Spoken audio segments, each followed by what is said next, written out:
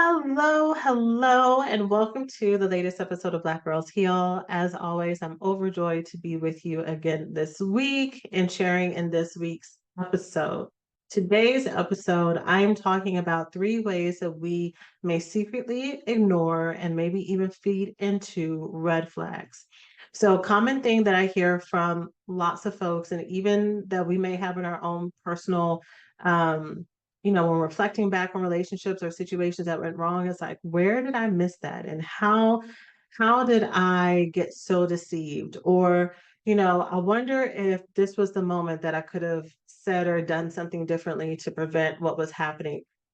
And I think a lot of times, yeah, sometimes it's clear that there are some things that we have overlooked. And I think sometimes there are some habits that we have that we don't understand or we don't know that is actually what's feeding into us keeping around people who have red flags.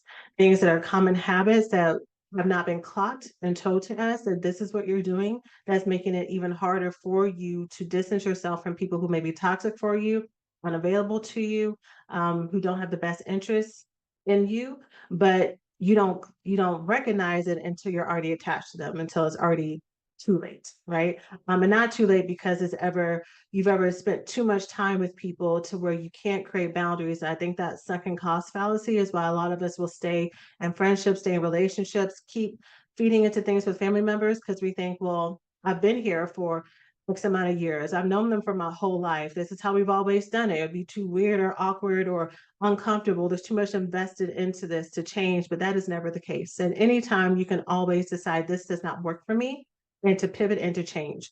You do not have to be held hostage by ways your mistakes, what you might consider to me be mistakes, or ways that with some new hindsight and some growth, you're like, wow, earlier me either wasn't secure enough, not healthy enough, or she just didn't know. And she made these decisions, she made these commitments, and now she's connected to this person or to this relationship.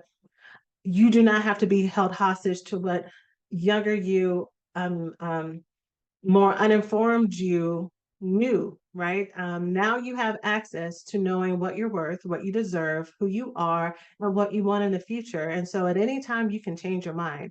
At any time, you can say, yeah, I agreed to this before, but this doesn't work for me anymore. At any time, you can say, yeah, I may have made this commitment to you in front of other people or in front of people who are really important to us. And for the sake of not only my heart, my body, my health, it's time for me to leave. And so you can change the rules at any time. And so for today's episode, I want to talk about 3 secret ways that we may be feeding into relationships or may have set the stage to have people, relationships, situations around us that don't work for us, for you to not only look for people who may be mean or flaky or unfaithful or inconsistent or deceptive or whatever it may be, whatever your pattern may be. Some people, some of us, our patterns are people who are perfectly wonderful, but they are just not able to prioritize us for whatever reason. Y'all have heard me talk about that before. And I feel like I have to say that a lot because I feel like the majority of women that I support, especially after they've like done a lot of their work, now they're around nicer people. And so it's harder for them to create boundaries with people who are quote unquote nice because they don't see all the other things that are going on that are just as bad or just as toxic as the other things that have happened.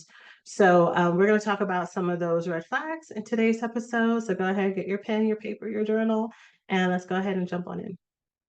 So the first secret way that you may be keeping folks around who you do not need to be keeping around is when you keep people around that you know are not a good fit for you, but you keep them around as emotional support animals. When you keep these people around as your emotional support animals. I was talking with a client this past week about some recent relationships that she had gotten to a place to where she could finally create some boundaries with and distance herself from.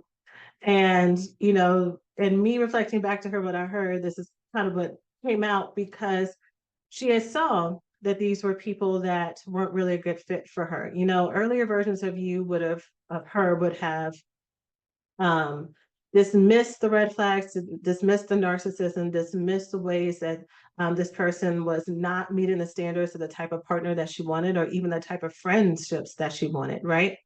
So now she could clock it.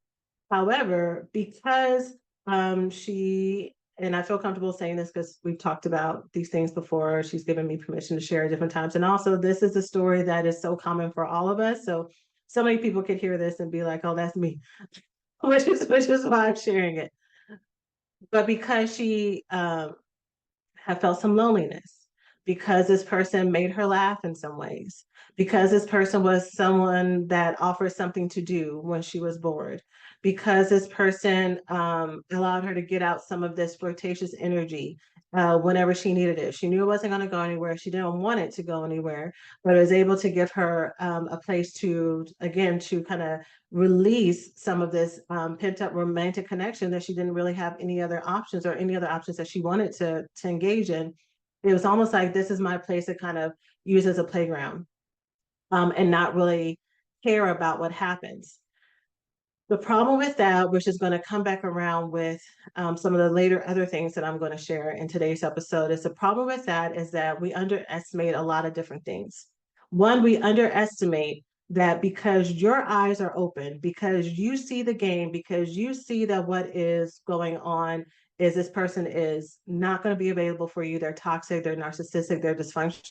You think because you peep that, because you're aware of it, that is going to prevent them from being able to use you in the future. And I need to tell you that people who are manipulators, people who are narcissists are better at this than you. And I know that that is going to trigger some people who are super competitive and people who are super like, okay, no one get nothing over on me. You try to play me, I'm gonna play you first. Is going to really provoke some of y'all to want to go and try to prove, maybe not me wrong, but prove that concept wrong.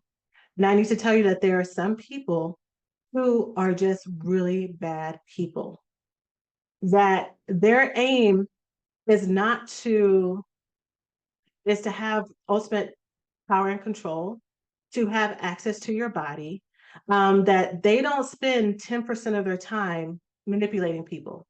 They don't spend 20% of their time. They spend 80 to 90 to 100% of their time studying people and really having no conscience to the impact of what they do to others.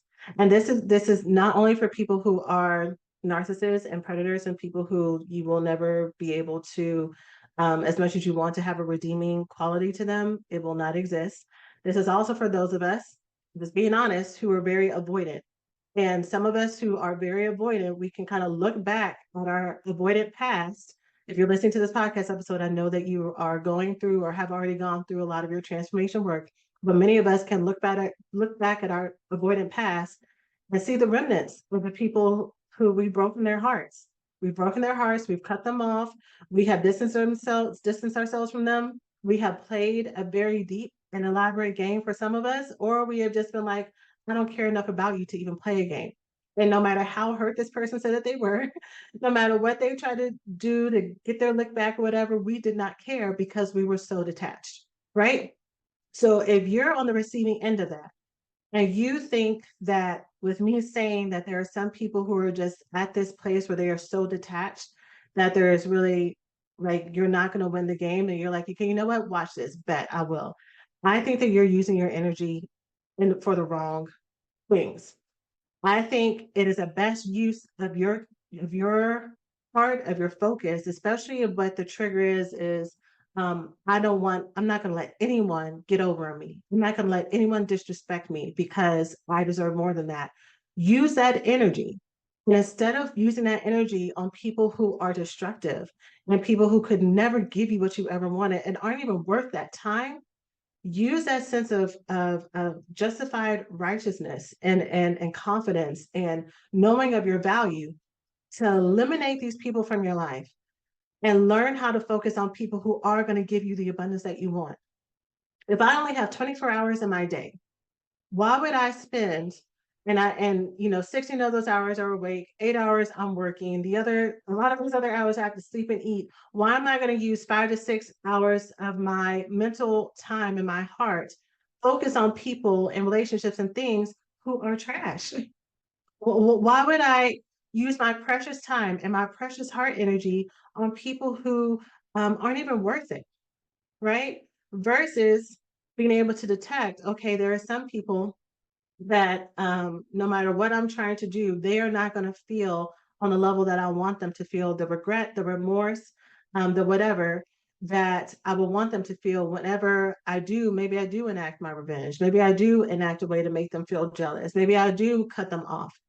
Some of us have had the experience where we have done whatever it is that we wanted to do to try to prove something to someone. Like we didn't respond to their DMs, we left them on red, we blocked them, we canceled a date. And so we're over here thinking like, I bet I showed them something and I bet like they don't care. And I don't care either because I'm living my best life. And you're going and you're doing your thing, you're hanging out with your friends, or you're volunteering, you're going on trips, whatever. Come to find out, this person was already talking to other people this whole time. This person don't even care. This person, whenever they decide, you think that you're the one that's in control. You think that you're the one who's in control of leaving them on red and blocking them. Whenever they decide they're done doing whatever they're doing on the side, they've used up the person, used up whatever thing that they're using for their source.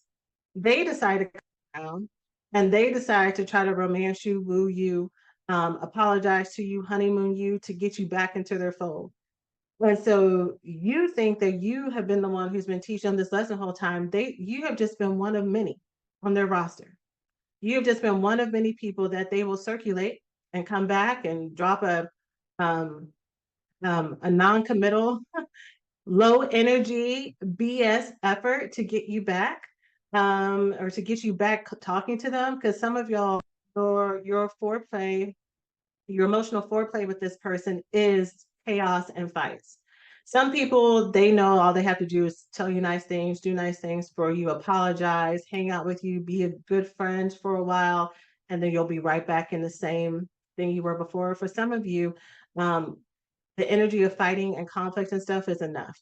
So you think that you're telling them off and telling them how they disrespected you and how you're not going to take this and who do they think they are, and they're taking it and they're like apologizing and everything. You think you're really giving it to them.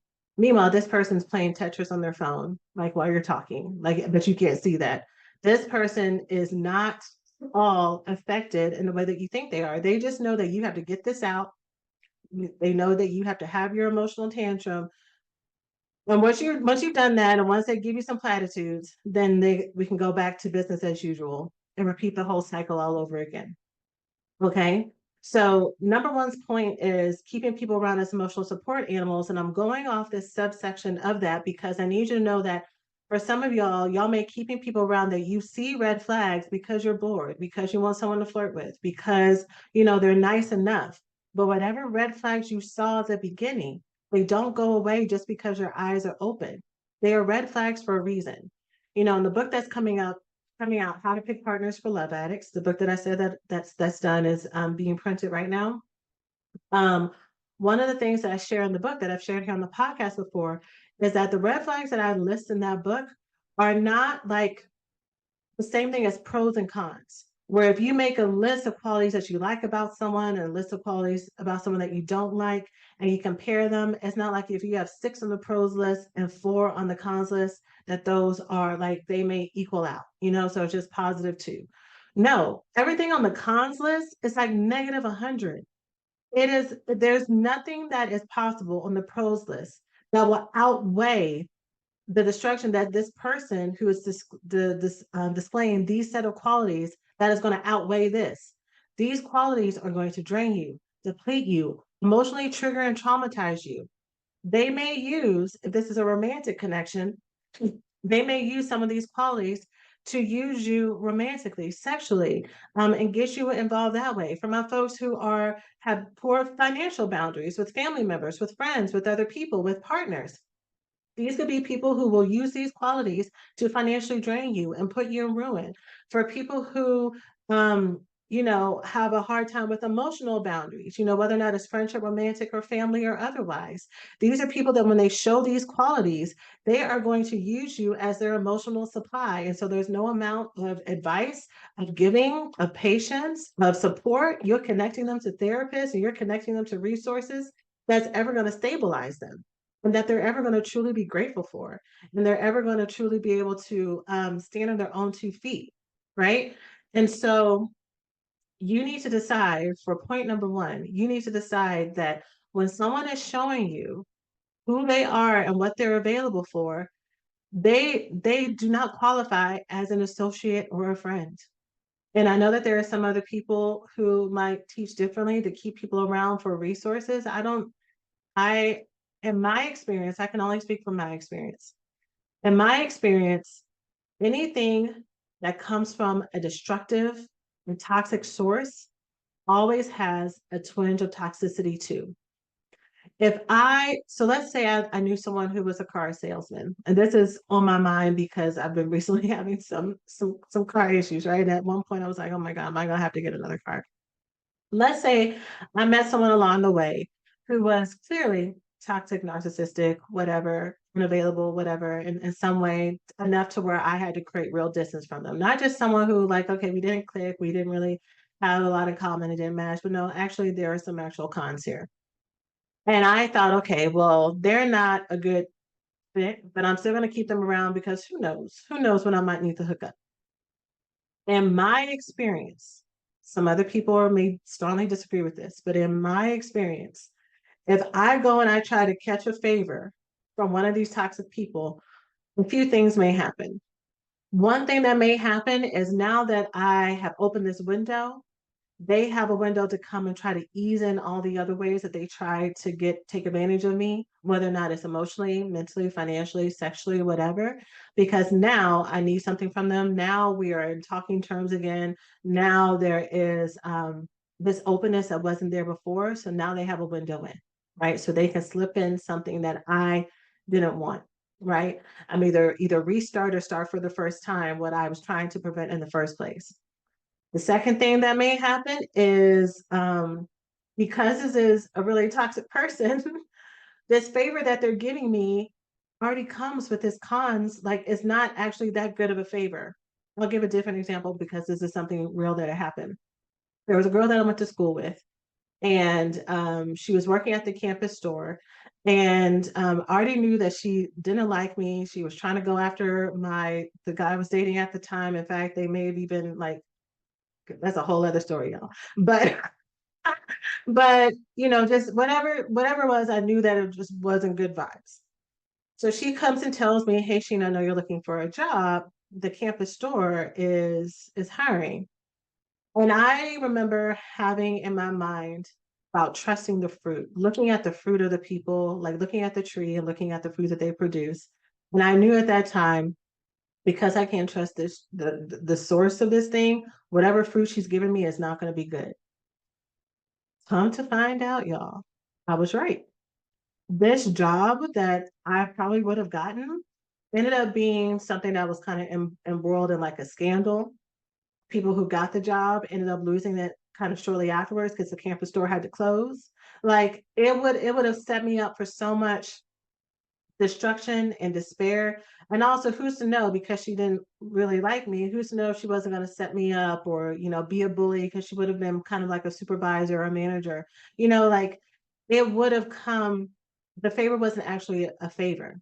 It would have actually been a consequence. It would have actually, I'm trying to find the right word for it. I know someone on the other side of this podcast is like saying what I'm trying to, the word that encapsulates this so clearly. Um, but yeah, it wouldn't have been a blessing, it would have been a curse. So I personally believe that keeping people around as for resources who are toxic and destructive and narcissistic and manipulators, who you're like, oh man, I can't trust this person as far as I can throw them.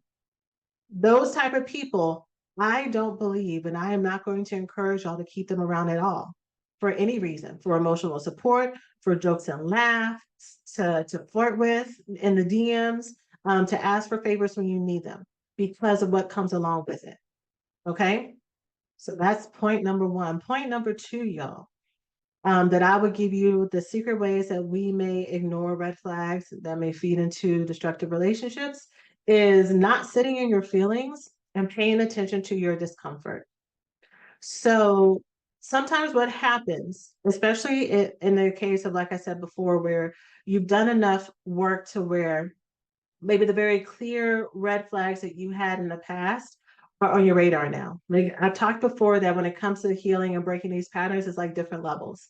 You will get to a place where you will master the places that are really hard for you right now that you don't see. You're going to get to a place, you do this work long enough, you're a part of my coaching program, you're all those things, you're going to get to a place where you master that. Like you can see those people coming from a mile away. They have no shot with you. Those people are out. Now we talk about level two. Level two are those people who may not look like the level ones. They may have some more positive qualities, right? And so, because you are moving up your ladder, you are getting better folks, better standards, better whatever. They may still come with some cons, but either they may be a little bit more muted. They may seem like they're being offset by these positive things that are coming around. But the point for number two is when you see the symptoms or the hints or the signs of the cons, you have a little twinge of discomfort. You're like, oh, I don't know if I like that. Or, oh, that's kind of annoying. Or, ooh, that wouldn't work for me long term. You catch it, you clock it, but as quick as it comes, you let it go. You don't let the way that your body is trying to tell you that something's off. You don't pay attention to it. And a lot of us don't really know how to sit in our feelings. For some of us, the way that we have learned to sit in our feelings, the extent of that is being taught to ruminate and despair, ruminate and worry. And for some of us, we're tired of doing that. And it's like that's also never gotten me anywhere. So when people tell me to sit in my feelings, I've been depressed. The being depressed don't help me not be depressed, right? And that's not what I'm talking about here. I'm talking about learning how, because sometimes there's different ways that we will get intuitive feelings and thoughts. Sometimes it is straight cognition. It's straight as, ooh, having a very clear, conscious thought of, I don't like that. That doesn't feel good. Sometimes it is what is a felt sense in our body, felt sense being tightness in our gut, our fist clenching, our pelvic region clenching, feeling a heaviness in our throat, feeling a shiver down our spine, feeling kind of this just general unease, right? And if we learn to ignore that, or actually, let me take that back. Many of us have had to learn how to ignore that to be able to cope.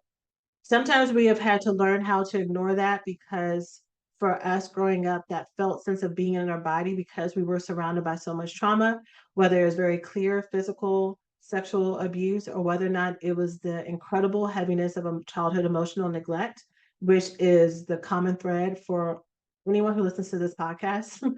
Childhood emotional neglect has been the case for us, even if you've had parents in the home, financially secure, people who are physically present, something with you emotionally was not attended to. And that's incredibly painful because you've had to learn how to compartmentalize or dismiss your needs altogether. And so that's why some of us have a hard time being connected to our feelings and being connected to our bodies because that is deeply painful for a child. And we've had to learn how to shut that off and maybe go straight into our mind and learn how to intellectualize our feelings or to become very hypervigilant to make sure other folks don't get to us. Or maybe we learned how to become very aggressive to make sure no one or nothing ever hurts us again or takes advantage of us again. And some of us, we have had to, because we're so sensitive to the emotions, we have had to learn how to, when we feel the negative feelings, our go-to response is not to shut it off necessarily, but our fight response is to appease. So this person makes me feel uncomfortable. Something about this makes me feel uncomfortable. Let me find a way to make this better. Whether or not the finding the way to make it better is to fix the person on the other side of it, to help them out, to give them insight. Like maybe you don't know that you do this, but I just want to let you know.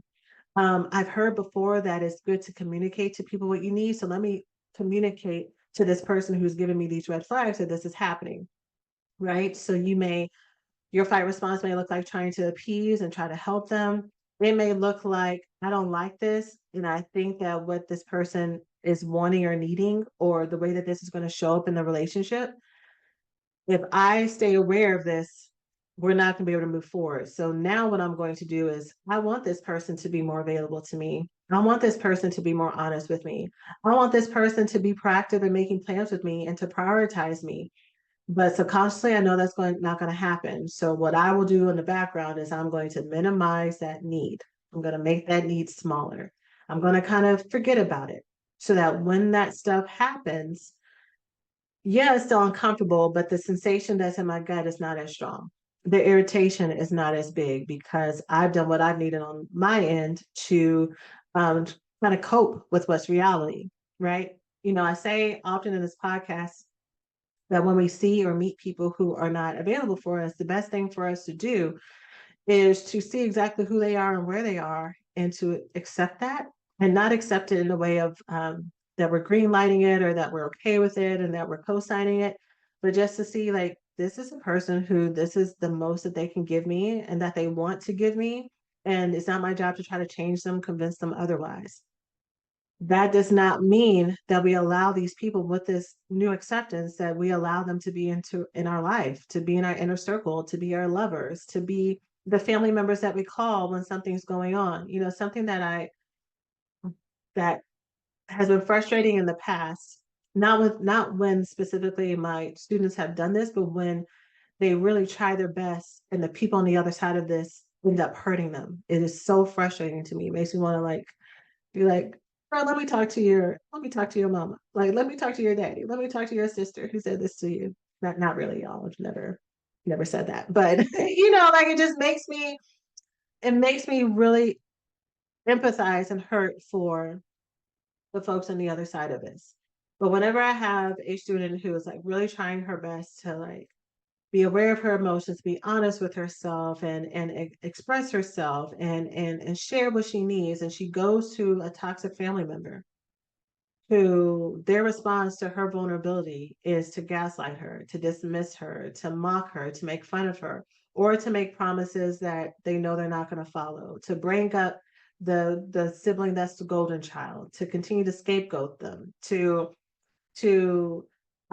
be flat and not respond at all. This my student is pouring out her heart only to have this person just like give a half-ass apology. Like I hate when that is the experience for folks because it just re-traumatizes us and it re-triggers us and it's not fair and it makes us feel like one, why did I even do that? Two, this is what happens. Like it kind of reinforces this belief in your head that this is what happens when you share your feelings with people. No one really cares, but that's not what it is. When we continue to give our pearls to swine, when we continue to try to give our most precious jewels to people who've showed us straight up that they're thieves, that they are irresponsible with these things, that they don't care about their own jewels enough, right? And we're expecting them to say, like, okay, here's my very precious, prized heirloom, and I'll love you so much. This is why I'm giving it to you, right? And then we get very surprised when they drop it on the ground and step on it.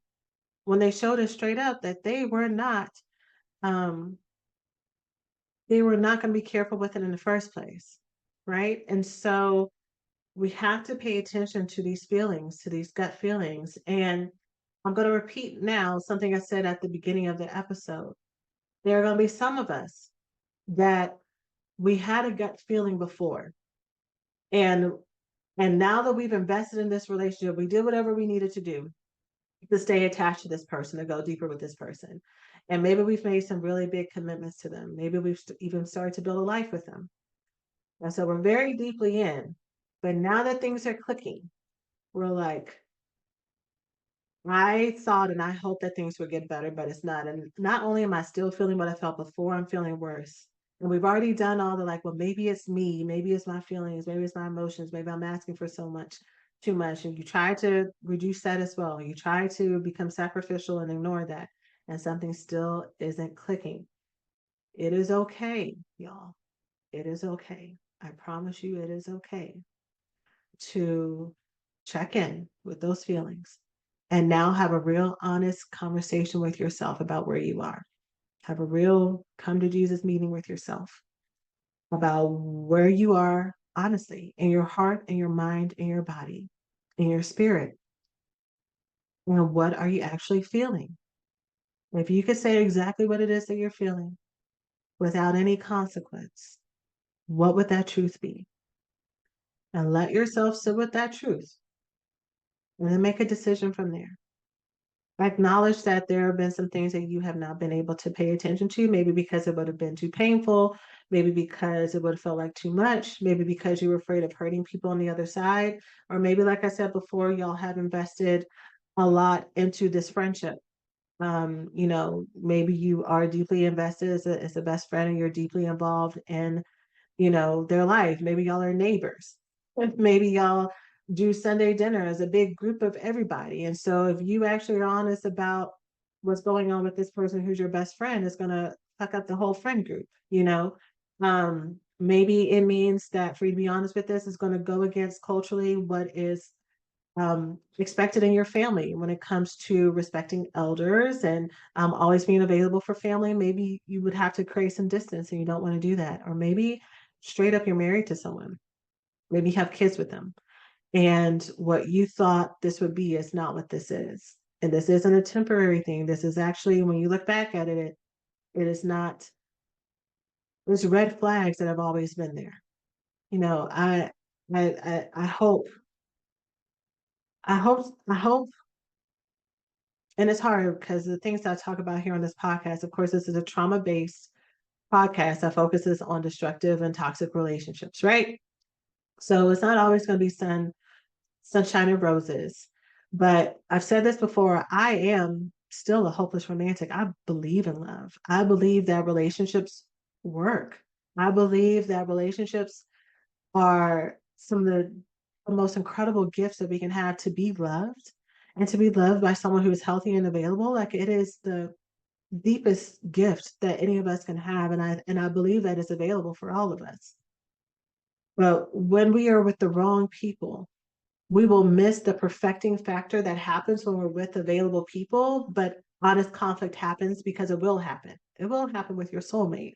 And through that, you will learn a lot, grow, get closer. There will maybe moments of distance. And we hear that. We hear that from other people who have relationships and lifestyles and wisdom that we want. For anyone who follows the Meet Cute account, like I think they were both on Instagram and TikTok, but this guy goes around New York asking people, hey, are you a couple? How did you meet? And for the couples who have been together, the ones that you can see the joy, you can see the laughter, you can see that they truly like each other. Like, past all the things that we've been told that, as time goes on, you may grow apart and you might have to get the spark back, but you can tell these people are something, right? And you can feel it through the screen. And you hear their advice and you hear what they talk about how to make it to 20 years, 30 years, 54 years, and still have this person be your best friend, to where their eyes literally light up and dance, the person on the other side of it. We we watch these people and we're like, okay, I just have to hold on and do these things because then it'll be better. But I think for some of us, we got into relationships with people whose eyes never danced when they looked at us across the room. We got in relationships with people who never truly stoked a fire inside of us. We got with people that we learned and were so used to taking care of others that what was the attraction is that this was a cool person that I got to take care of, right? Like, we never had a felt sense of what it felt like to be adored and loved and valued. And so now, 5 years in, 10 years in, 2 months in, for some of us,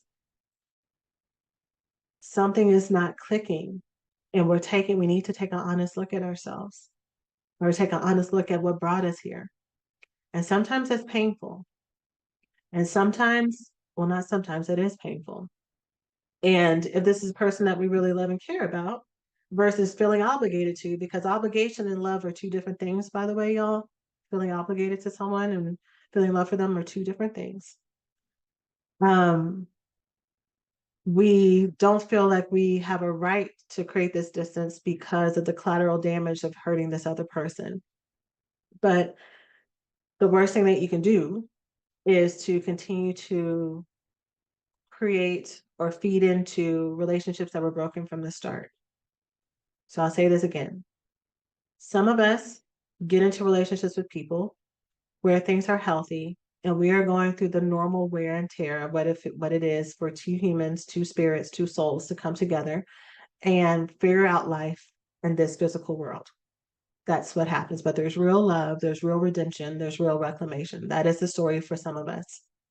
Some of us, we ended up marrying, connecting to, befriending, are the adult version of the representations of our childhood trauma.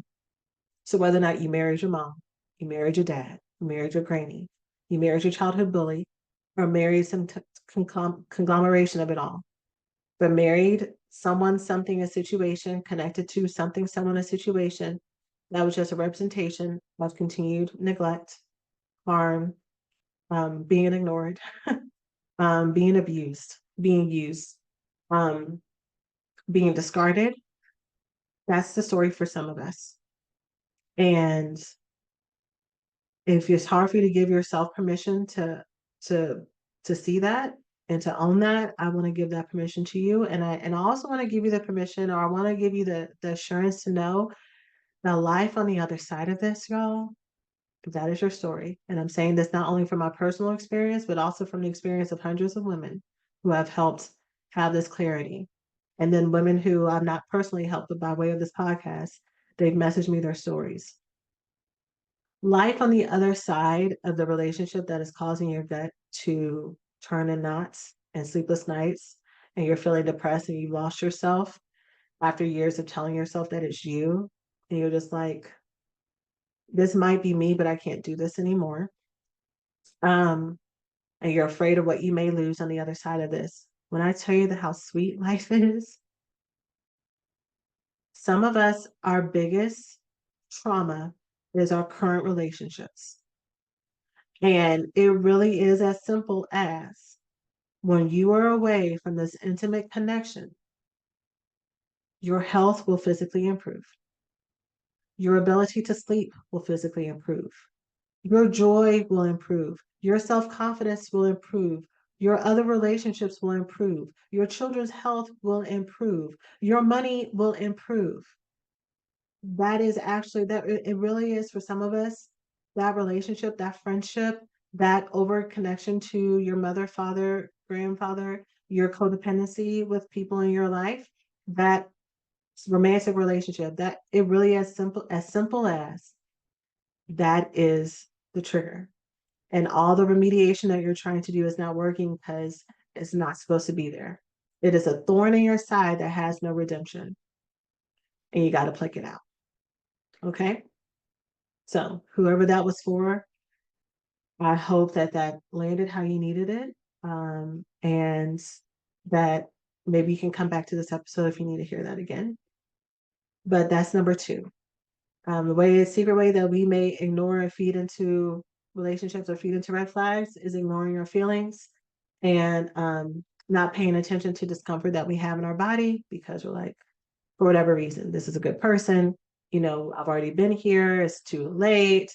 You know, for some of us, we're so good at sacrificing that we're like, we realize that this is a real gap in need, but we're like, it's okay, I don't need it. You know, I can live life without whatever the need is.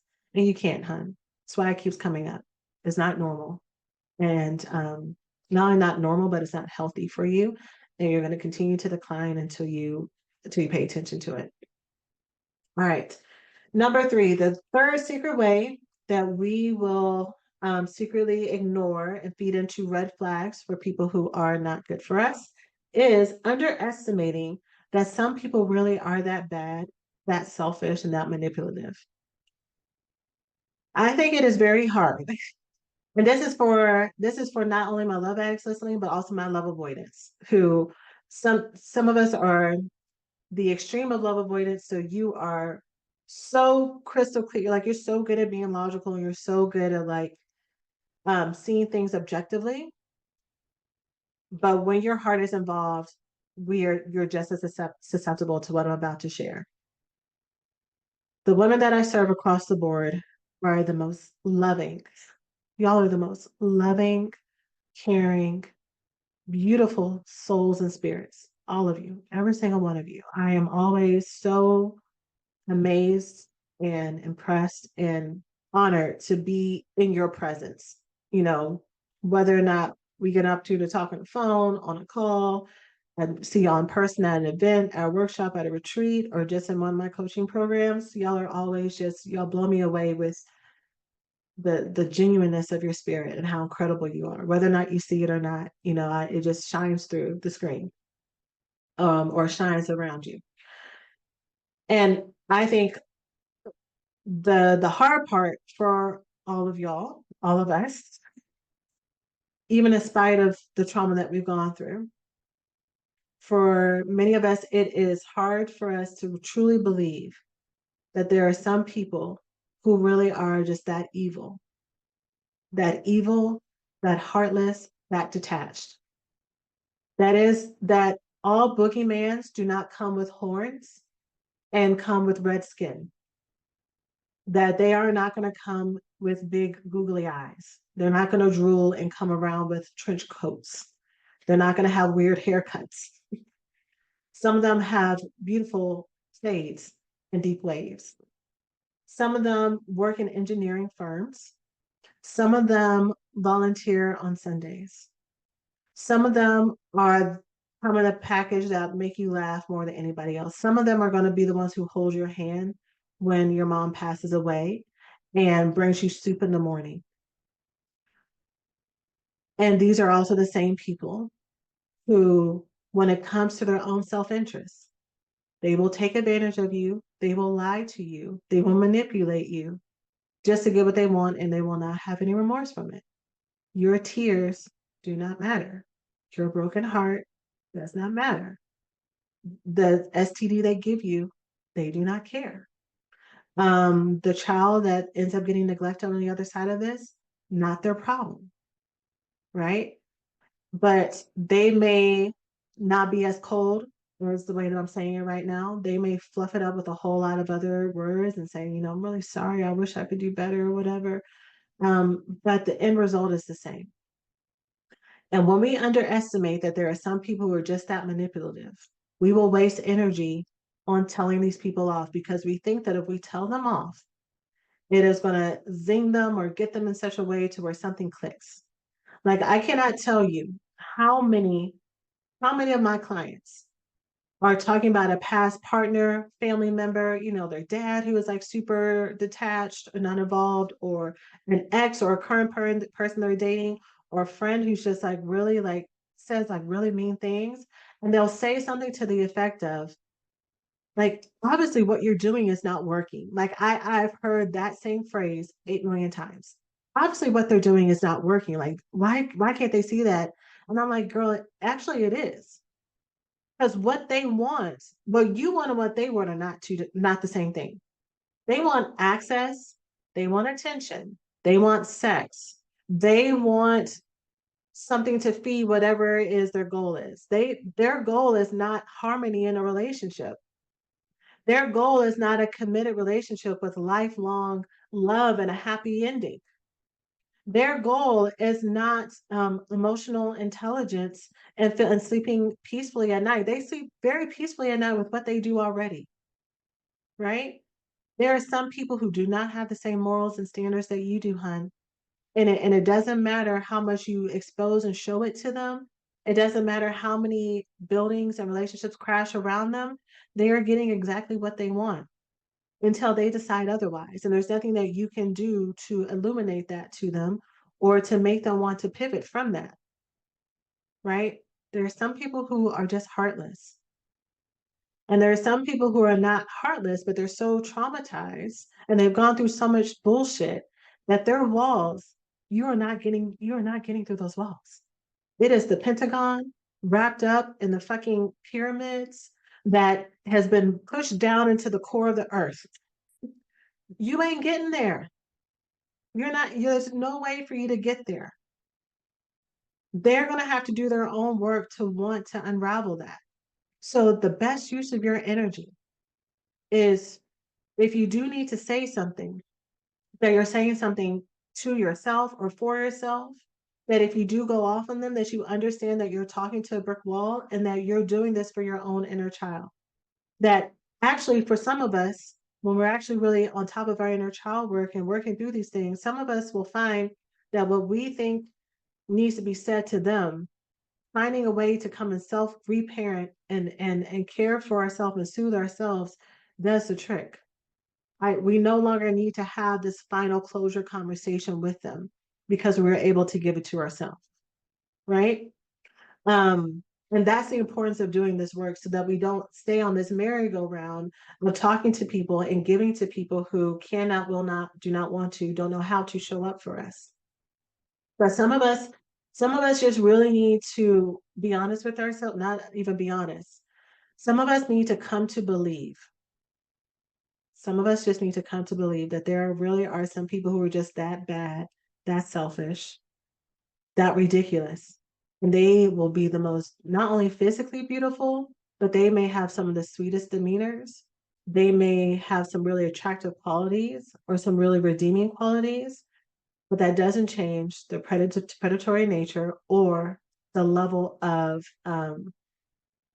selfishness that they will have for anyone and any person that they are in an intimate relationship with. It is not your job, it's not your responsibility. And you couldn't if you wanted to. Change that. They have to do that on their own. And you are not going to waste your life and your time and your energy and your body and your heart trying to break down the walls of someone who doesn't want it. Like they literally they don't want it. It's not even that they don't know they don't want it. They don't want it. So you got to move around and you have to look inside of you. Why is it, what pattern am I repeating to where when I find someone who has these walls, you got to do everything I can to show them the light, to convince them that you might not want to change it for anyone else, but don't you want to change for me? Aren't I worth you changing for? Where did that pain come from in my life? Well, when was the first time that you had people who you had to do that for? That it was so vital for your survival, emotional, mental, physical, for someone to see you, someone who has such deep, high walls up that you needed to fight for them to see you. And how did that work out? How did that make you feel? Did that even ever work? Did you ever feel safe on the other side of it, even if they did happen to pay attention to you and did their attention stay? I would assume probably not. And I would assume that you still felt as insecure as you did before, or that their attention was temporary. So that means we gotta reparent ourselves and heal these things and find relationships with people who will not repeat this trauma and that do not offer us a way to repeat this trauma on ourselves. Okay. Whew. So that was a lot. I hope that this helped those of you who needed it. If there are any secret ways that you have currently in the past, or maybe in the future, may do some of these things for future relationships, keep this in mind.